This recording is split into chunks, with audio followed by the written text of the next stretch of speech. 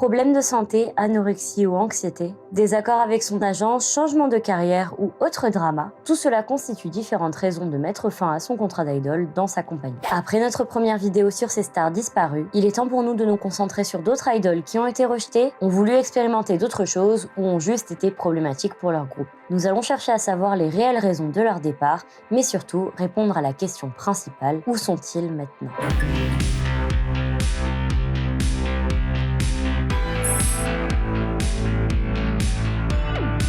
Une des raisons principales des départs des idoles est la santé. Une blessure est vite arrivée et une injure physique sur le long terme peut vraiment devenir un fardeau pour l'idol et le groupe. Et cela a été le cas de Hwall de The Boys. Dans la plupart des cas que l'on va aborder dans cette vidéo, les groupes ont souvent gagné en popularité quelques années après le départ du membre en question. Donc cela arrive que l'on ne le connaisse même pas. Ho Young-jun a fait ses débuts en tant que membre de The Boys en décembre 2017 sous le nom de scène de Hwall. Il était l'un des danseurs principaux et des rappeurs principaux du groupe. Tout allait pour le mieux jusqu'à ce que Quaker Entertainment annonce début 2018, quelques mois après leur début, que Hwall arrêtera temporairement ses activités. On lui a diagnostiqué un dysfonctionnement du tendon tibial postérieur et on lui a conseillé de prendre une pause de 3 mois pour se rétablir après s'être fait opérer. Hwall a ensuite repris ses activités et a participé au prochain comeback de The Boys. Cependant, il a de nouveau fait une pause temporaire dans les activités du groupe à partir de juillet 2019.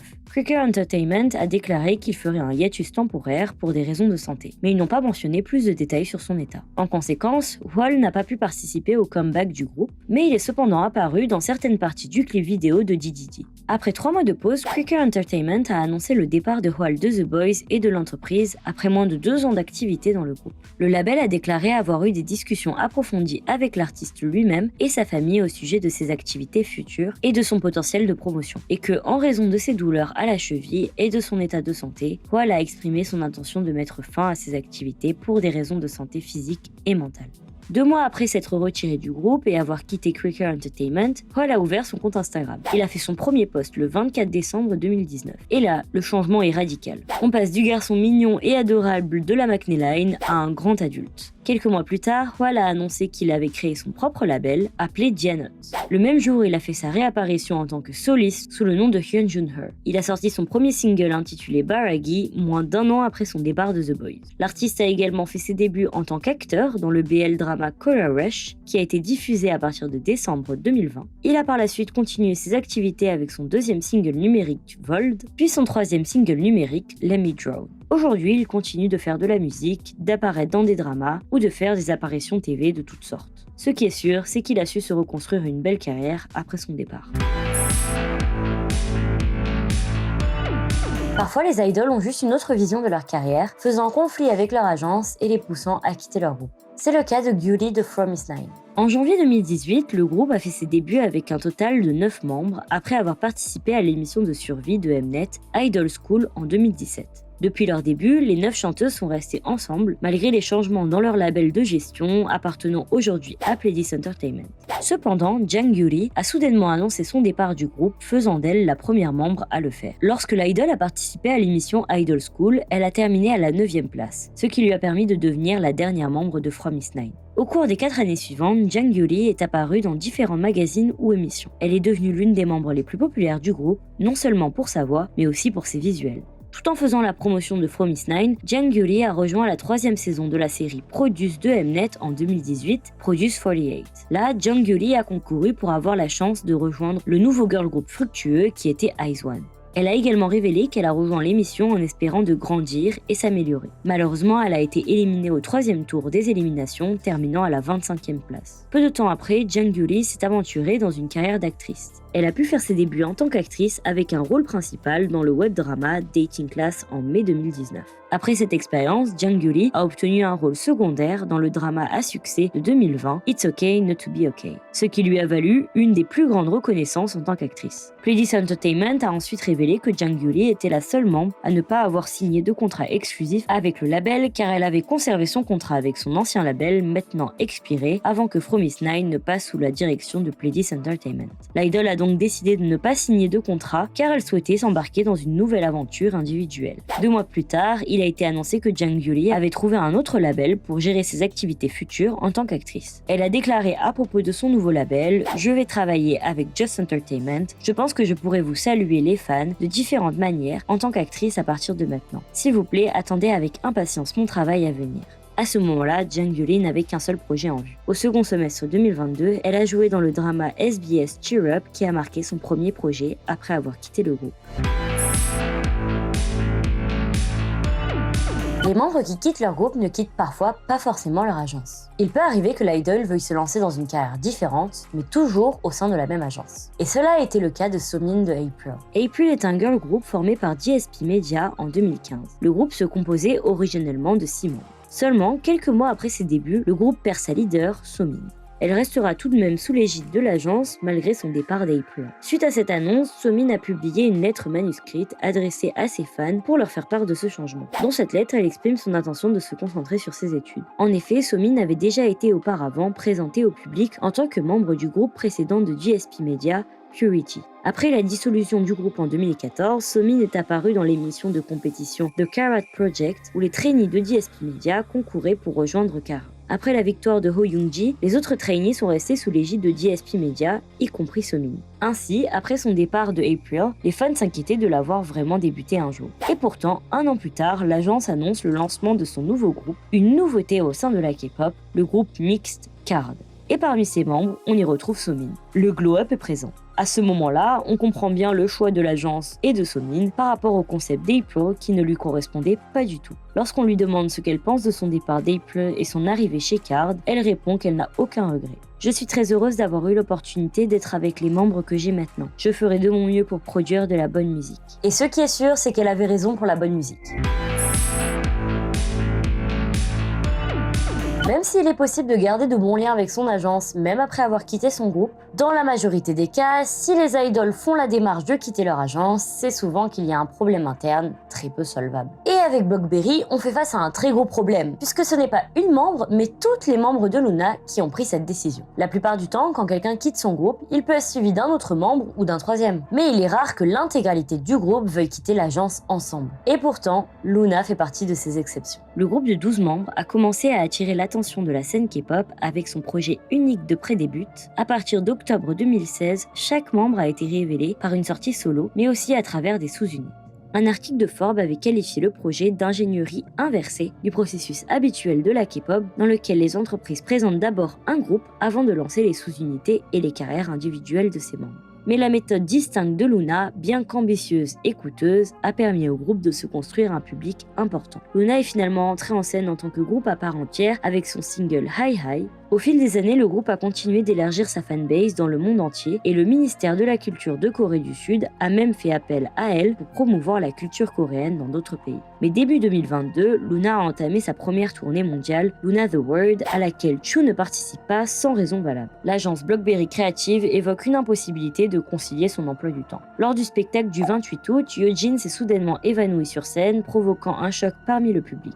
L'agence a expliqué qu'elle avait eu un problème respiratoire temporaire, mais qu'elle était devenue stable grâce au personnel médical sur place. Malgré cela, les problèmes de santé des membres de Luna persistaient. Le 4 septembre, Chori était absente durant le concert pour des raisons de santé. Et 2 jours plus tard, Hassel a signalé son absence en raison d'une blessure à l'épaule. De plus, Kim Lip, Jinsol, Yeojin et Olivia étaient absentes de la représentation et 8 personnes, à l'exception de Choo, Chori, Olivia et Yeojin, ont terminé la tournée lors de la dernière représentation à Londres le 16 septembre. Au cours de l'année 2022, Choo aurait demandé la suspension de son contrat d'exclusivité avec Blockberry Creative en raison de conditions contractuelles déraisonnables. En novembre 2022, la compagnie a expulsé Choo du groupe. Selon la déclaration officielle de Blockberry Creative, le langage violent et l'abus de pouvoir de Choo à l'égard du personnel sont à l'origine de son renvoi. Immédiatement après l'annonce, les fans ont partagé leur opinion sur la décision de l'agence, accusant Blockberry de couvrir leur propre intérêt après que Choo ait publiquement critiqué l'entreprise. Les allégations contre l'entreprise ne se sont pas arrêtées là. De nombreux professionnels travaillant dans l'industrie audiovisuelle coréenne prennent la défense de Choo, qui finit par exprimer qu'elle n'a pas perçu de revenus en 2021, ce qui a immédiatement alerté les fans sur la possibilité que la société n'ait pas payé toutes les membres.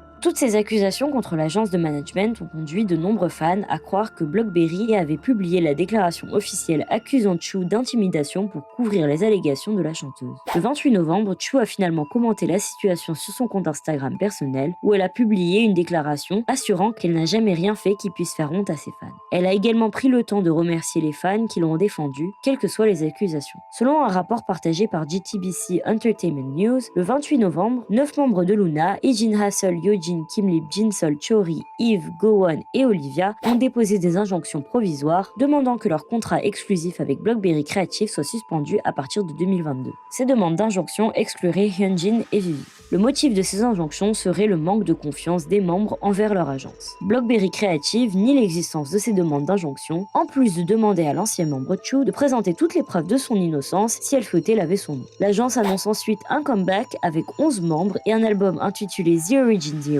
dont la sortie était prévue le 3 janvier 2023. En réponse, les Orbits déclarent le 8 décembre 2022 un boycott international et sont même rejoints par des boutiques spécialisées. Le boycott fait chuter les précommandes de The Origin de manière drastique et une baisse importante de statistiques d'engagement sur les vidéos et les publications des réseaux sociaux de Luna. Ce boycott a réussi puisqu'en décembre 2022, BlockBerry Creative annonce repousser jusqu'à une date indéterminée la sortie de l'album. L'agence dépose une demande auprès de la KEPA pour interdire la diffusion des activités de Chu, Ijin, Kim Lip, Jinsol et Chori. Le but est de les blacklister de l'audiovisuel coréen. Et cette demande finit par être rejetée. Bien que Chu avait été expulsé du groupe par BlockBerry Creative, les autres membres de Luna ont continué à considérer Chu comme étant une membre du groupe et échanger constamment avec elle. Le 3 février, il a été rapporté que Hyunjin et Vivi déposaient une demande de suspension de leur contrat avec BlockBerry Creative. Le 17 mars, les membres Ijin, Kim Lip, Jinsol et Chori ont signé des contrats exclusifs avec Modahouse, l'agence de leur ancien directeur artistique Jaden Jong.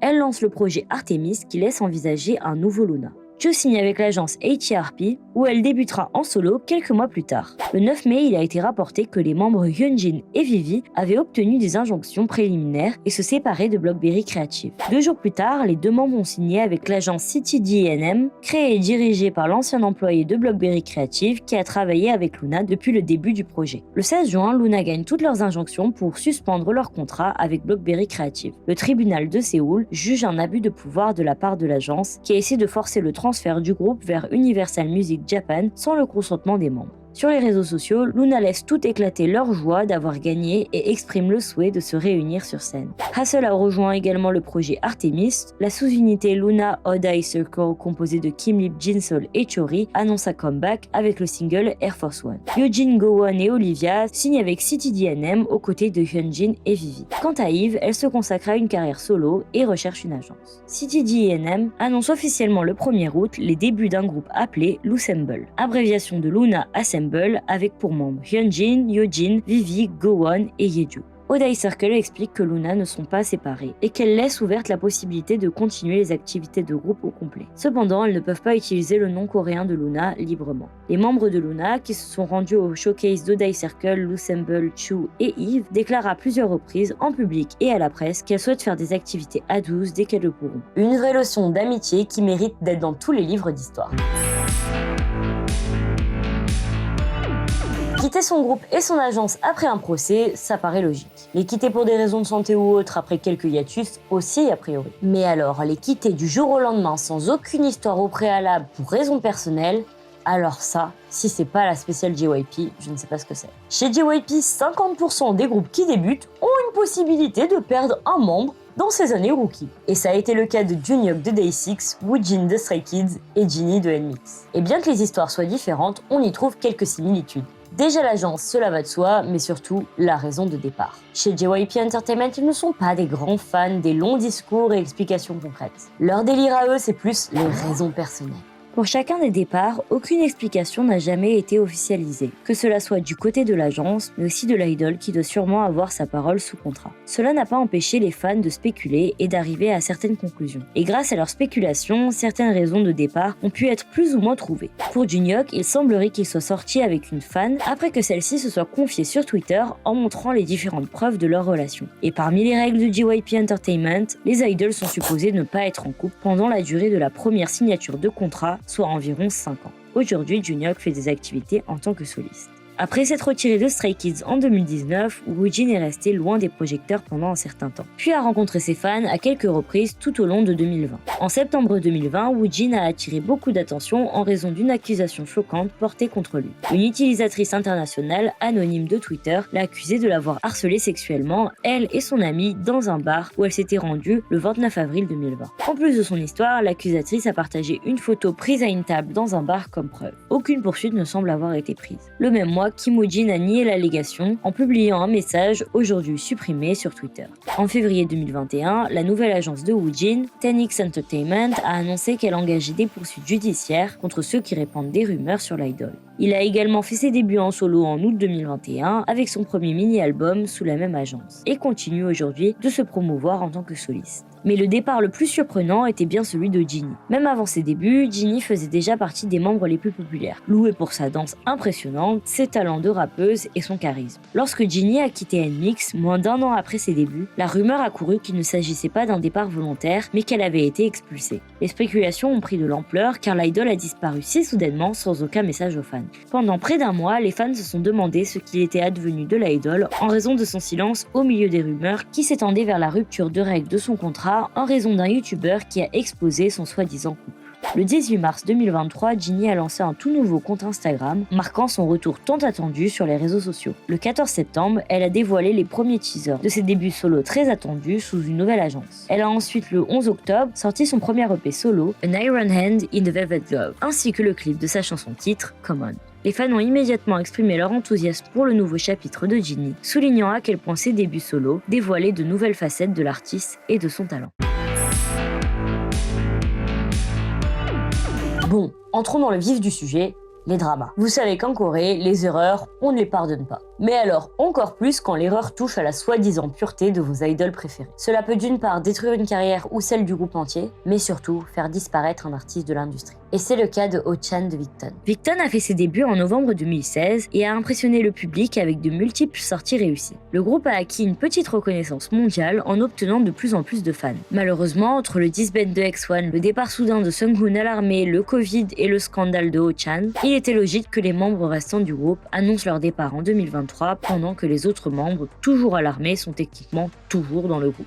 Mais revenons à Oh-chan. Le 22 septembre, ASC Entertainment, l'agence de Victon, a publié un avis concernant l'incident de conduite en état d'ivresse du membre Oh-chan pour lequel il a été arrêté par les autorités alors qu'il rentrait chez lui après avoir retrouvé ses amis. La police l'a surpris au volant sous l'influence de l'alcool. Son cas de conduite en état d'ivresse fait l'objet d'une enquête et la compagnie a informé que le groupe serait temporairement actif avec 5 membres.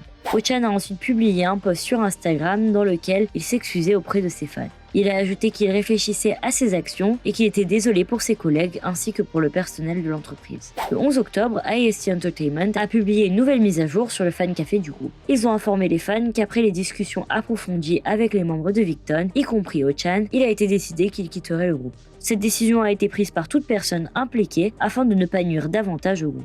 Dans le message d'excuse de Oh-chan, on pouvait lire « Je regrette profondément la blessure et la déception que vous avez subie à cause de cet incident. Et je prendrai toutes les accusations et tous les reproches dans mon cœur, et je vivrai avec ces profonds remords dans l'espoir de devenir une personne qui n'a pas honte d'elle-même. Une fois de plus, je m'excuse sincèrement d'avoir provoqué des dégâts, je m'incline et je m'excuse.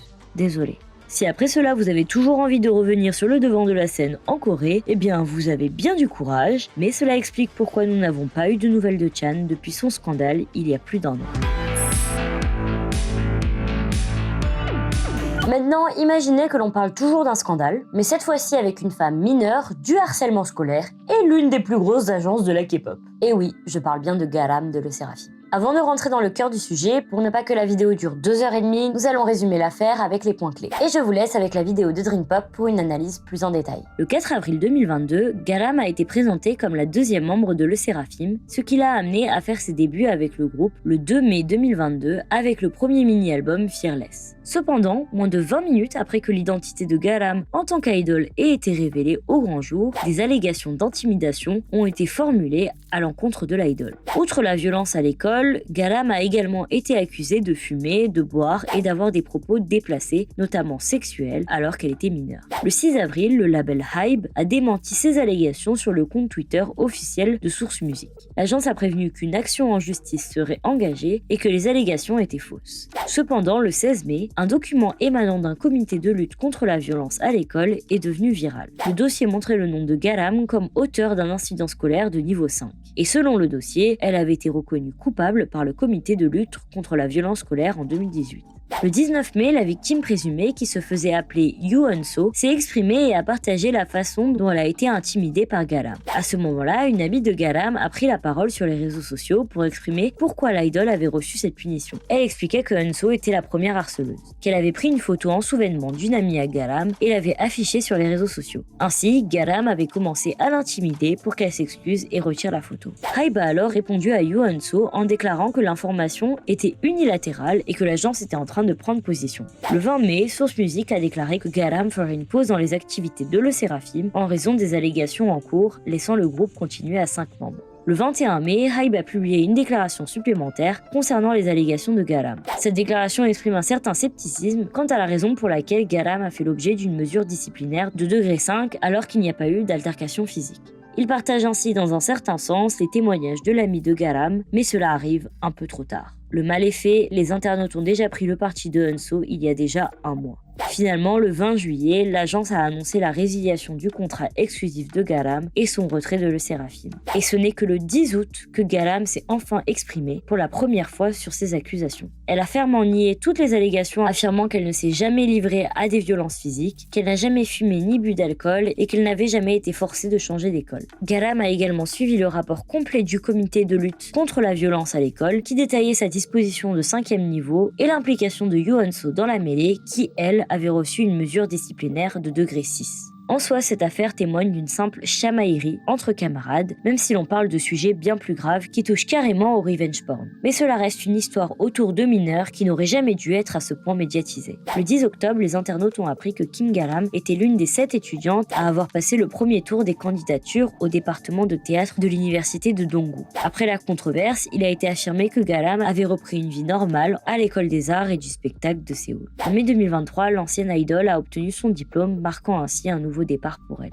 Qu'importe que vous souteniez Garam ou Eun-so ou aucune des deux, que Garam ou Eun-so ait bu ou fumé ou ait eu des comportements déplacés, on parle de jeunes filles mineures qui ont vu leur vie brisée par la médiatisation d'un cas qui aurait pu se régler en privé. Hybe a craqué face à la pression du public, mettant Garam à la porte sans même qu'elle n'ait eu la chance de s'exprimer sur sa controverse. A priori, elle ne deviendra jamais une idole à nouveau, car nous savons à quel point en Corée du Sud la pression sociale est grande et que les erreurs du passé restent à jamais. Sans oublier le harcèlement qu'elle a vécu à grande échelle par les fans internationaux qui n'ont rien laissé passer. Donc bon, dans la même idée que Oh-chan, il est bien probable que l'on n'entende plus jamais parler de Kim Garam dans le milieu de la K-pop.